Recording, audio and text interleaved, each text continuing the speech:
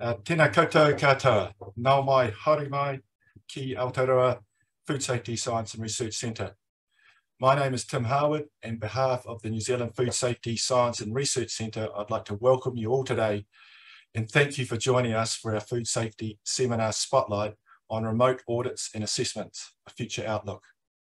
We are delighted to have Professor Pavel Castka from the University of Canterbury and Chris Hewins from MPI New Zealand Food Safety speaking to us today about remote auditing, which has become so much more important during the COVID-19 pandemic. In the post-pandemic world, remote audits or hybrid audits will become increasingly important in global food supply chains as assurance providers across the globe continue to develop new monitoring technologies and regulators embrace new mechanisms for compliance. Prof. Castka will outline some of the key challenges and opportunities related to remote auditing, as well as discussing the implications for food companies and for regulators. Chris Hewins will cover aspects from his work to develop remote verification under the Food Act, providing insights on how the tried and tested remote verification process was invaluable to MPI for maintaining verification services during the COVID-19 response.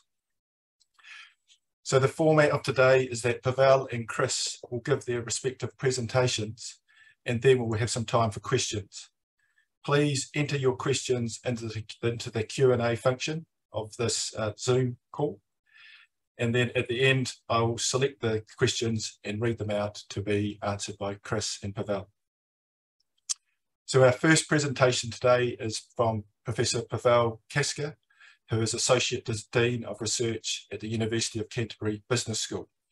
He is a member of several ISO working groups and a leading researcher on several projects that investigate the digitisation of assurance practices.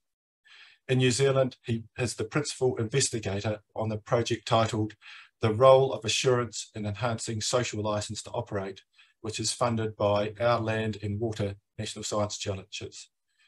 Welcome, Pavel. We look forward to your presentation.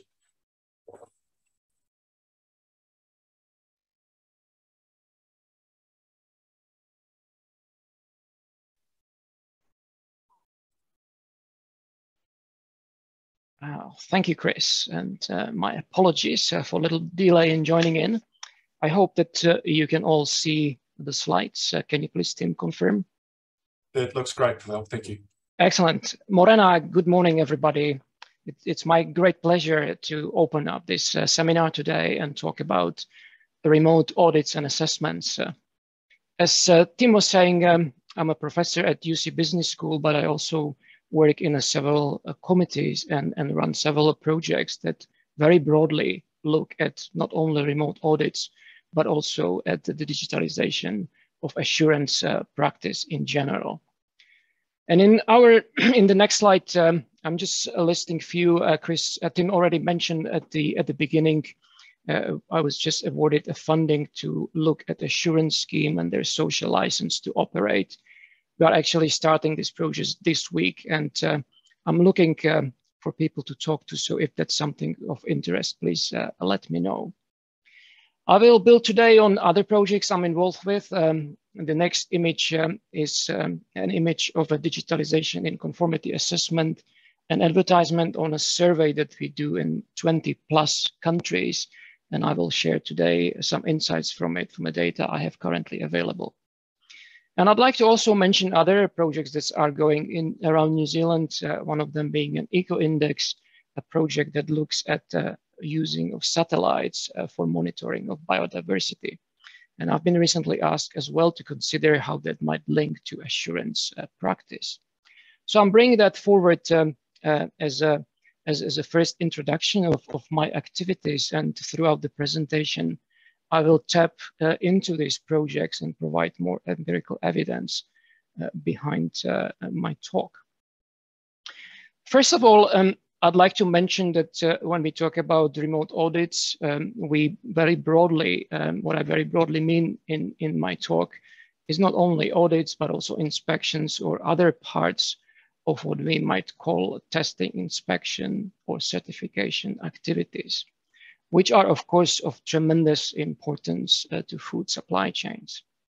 So if you look at the image on the left-hand side, very broadly, again, we're talking about processing facilities, farms. We're also talking about inspections when the goods are crossing the borders. And all of them have been part of remote audits and inspections. Of course, I have to start with the pandemic, and what we have observed in the pandemic was quite rapid acceleration of remote audits for obvious reasons. Remote audits were in place before the pandemic, but the uptake was relatively minor. And throughout the pandemic, we have seen a huge uptake of these activities.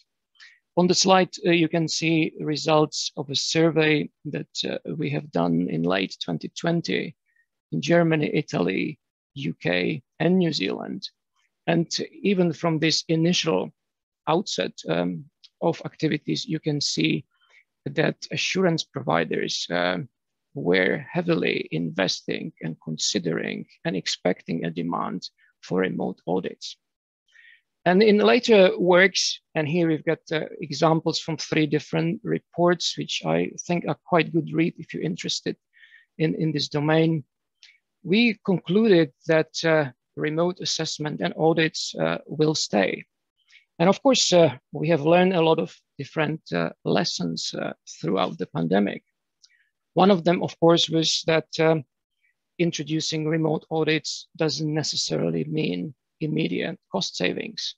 And a lot of people entered this space with an assumption that when the auditors do not travel, the cost will go down, which of course was not such an easy relationship. And we very quickly figure out that there is more to it than just savings with travel.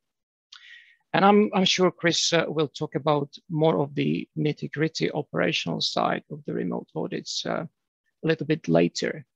I'd like to stick really to the high level and concluding that what we are going to see, and we are seeing already, is an introduction of hybrid or blended approaches where remote audits will be parts of auditing activities in food supply chains.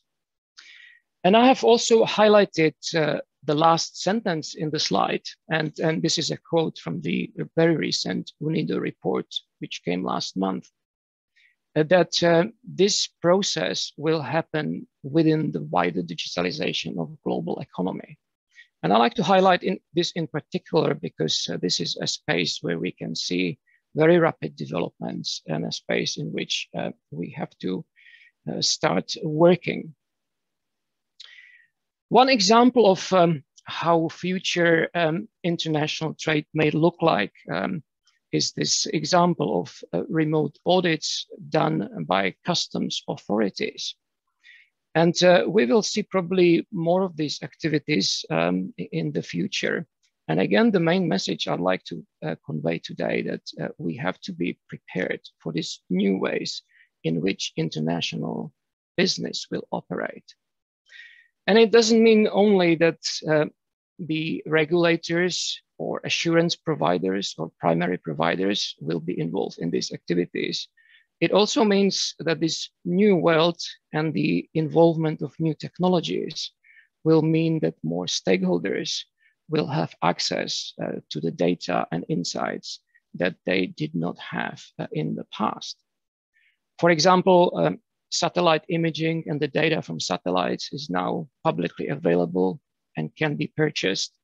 And if we look at NGOs and their investments, there is a quite substantial investment going into using these data and access to these technologies to monitor organizations. And I very broadly referred to this as a secondary assurance practices, which is very quickly emerging alongside a traditional assurance. And we can see also more collaboration between governments and NGOs. One example, for example, from Bulgaria, governments worked with NGOs to install cameras in forests, and NGOs were willing to use these cameras to provide this additional monitoring of illegal activities. So technologies do play quite significant and important part in our discussion. And on this next slide, I'm presenting very recent data. I received that only last week from my colleagues from Germany, looking at the uptake of technologies in assurance. And as you can see from this data, there is quite strong focus, of course, on ICT technologies, and the blue lines in general indicate areas that are being currently used in assurance, with the gray lines indicating a deployment in the next 5 years. And of course, beyond the ICT, we can also see quite significant investments going to remote sensing, for example, even AI and machine learning. So if we look at this data, it is providing us with some indication of where assurance practice is going. Later on in the year, I will have the data from over 20 countries that we do the surveys at the moment. And our plan is to repeat these surveys on annual basis to monitor the digitalization progress of assurance practice. Apart from COVID, if it wasn't enough, we also have quite a bit challenges associated with the war in Ukraine. We only have few minutes, so I will refrain from my personal commentary on the outrage I have in relation to the war, but focus on what is happening in the assurance domain. And of course, Russia is a quite significant market for a lot of voluntary certifications. I've highlighted here 2 of them. Marine Stewardship Council operates in the seafood industry, and a lot of New Zealand companies are, of course, certified and working in supply chains. They use MSc certification. But the other example I have here is from jewelry and Responsible Jewelry Council. And this example is in particular important. You might have read in newspapers reports of companies leaving the scheme in response to a very lukewarm attention that Responsible Jewelry Council made in relation to the war in Ukraine and the Russian invasion. Which brings us to the key issue here, which is the reputational risk associated, especially with voluntary schemes that operate across the globe. And of course, all of these organizations make quite significant investments into their certification and meeting the requirements which they have to leave later on. So apart from the reputational risk, and I'll talk about it a little bit later, it also brings the issue of ethics that is also manifested in another trend that we can observe across the globe, and that's the introduction of modern slavery legislation. On the left-hand side is a cover page of a proposal that went out for comments in June from MB. And this is really a trend that we can observe across the globe with many countries, including Australia, UK, France, California as a state, and many others, introducing responsibilities for supply chains to address modern slavery. And in my example here, I'm bringing up the example from Germany because that's a quite interesting new evolution in this domain. The German legislation, which came out last year, introduces far more stringency that we could have observed in other legislations across the globe. An interesting part, for example, is a provision of a platform for stakeholders to raise their concerns, and then the government has to investigate and audit for. So that platform is also a manifestation of what I talked about before, and that's the secondary assurance and involvement of multiple stakeholders in auditing processes. And the second quite interesting part of it here is the cooperation in Germany between the government and the providers of voluntary certification. And I believe these are the first steps where we can see far greater integration of mandatory and voluntary regulation coming together. And if we look at the modern slavery or generally social responsibility a few decades ago, that was a space that was occupied by voluntary regulators. But what we can see now is more of a mandatory regulation coming in this domain.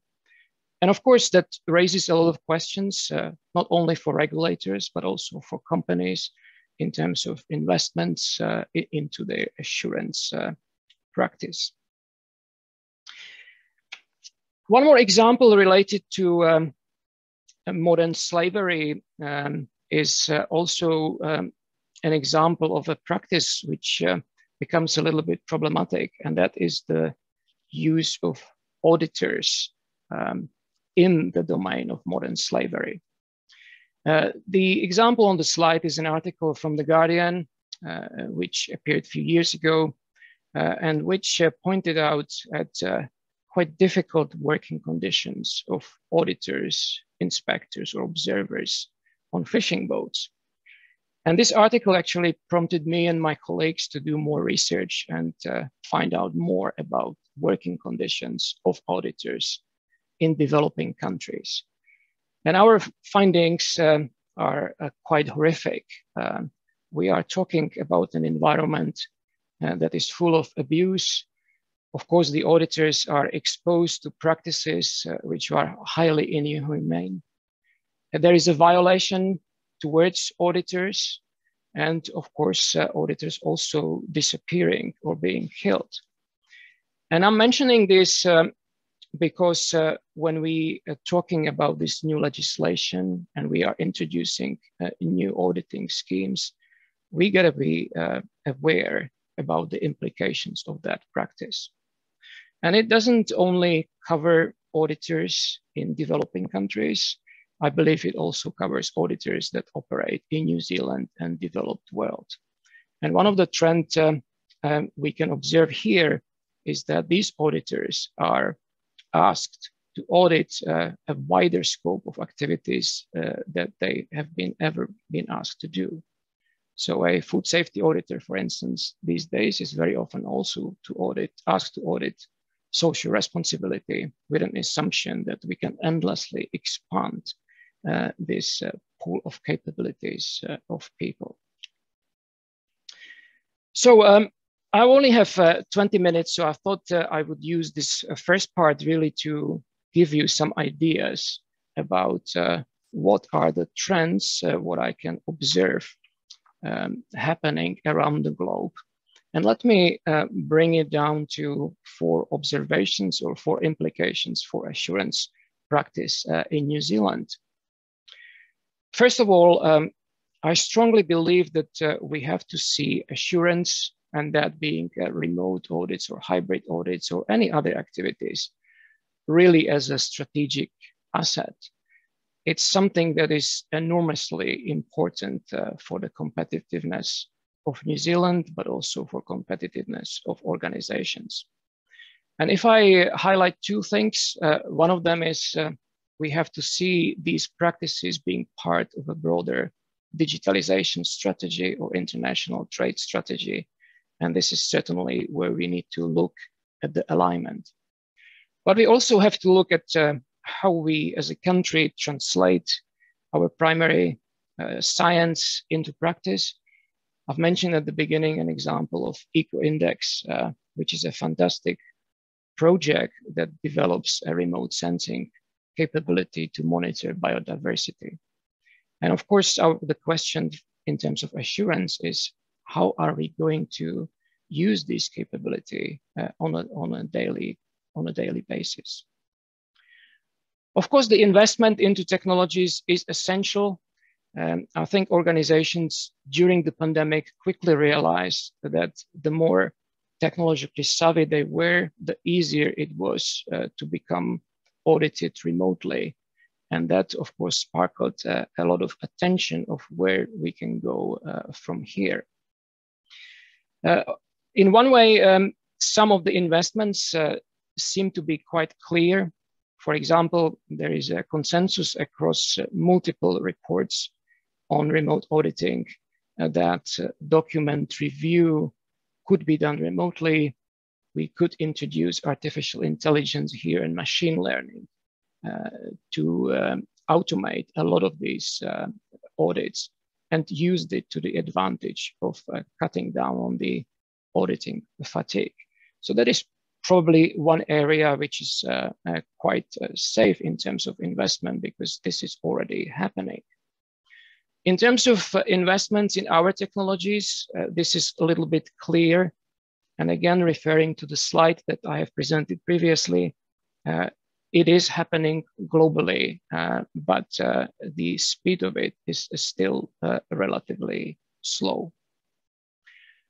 Throughout my presentation, I've mentioned several competencies, and I think another very important implication of what is happening at the moment is that we have to invest into development of these competencies. Two examples here. One is auditors working in a new environment, which is driven by data and data analytics. We need to ask ourselves whether we are ready to do so, especially given our aging population of auditors in New Zealand.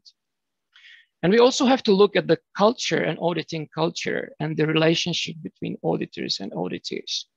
And again, drawing on the insights from the pandemic, we need really a partnership and trust development between these parties. If we want to have more remote audits, we need more trust. And the final point I'd like to make is that we are also observing more and more requirements being introduced.